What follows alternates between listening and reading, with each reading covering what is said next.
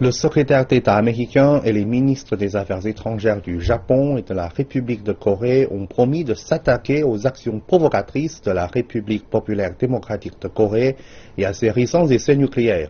Partons maintenant à New York où ils se sont réunis en marge de l'Assemblée générale des Nations unies.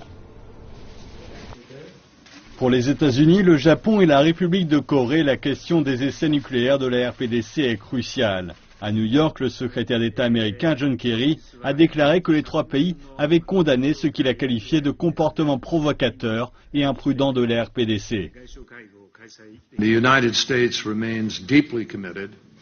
Les États-Unis restent pleinement engagés envers les obligations de nos traités, envers les obligations de défense mutuelle et pour faire reculer le comportement provocateur et imprudent de la RPDC. Ce mois-ci, Pyongyang a réalisé son 5e essai nucléaire, le plus puissant à ce jour, et le 2e cette année. Il a également mené une série de tests de missiles balistiques au long de l'année 2016.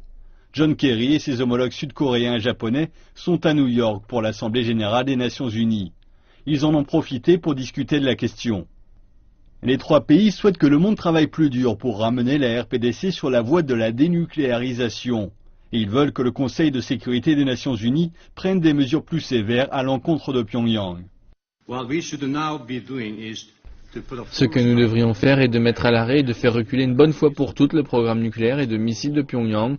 Nous devrions mobiliser toutes les ressources possibles pour dénucléariser la République populaire démocratique de Corée. Nous devons faire comprendre à la République populaire démocratique de Corée que ces provocations répétées l'isolent de la communauté internationale.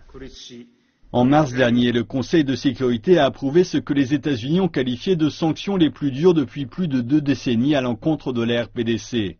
Mais les trois pays estiment que de nouvelles mesures sont nécessaires.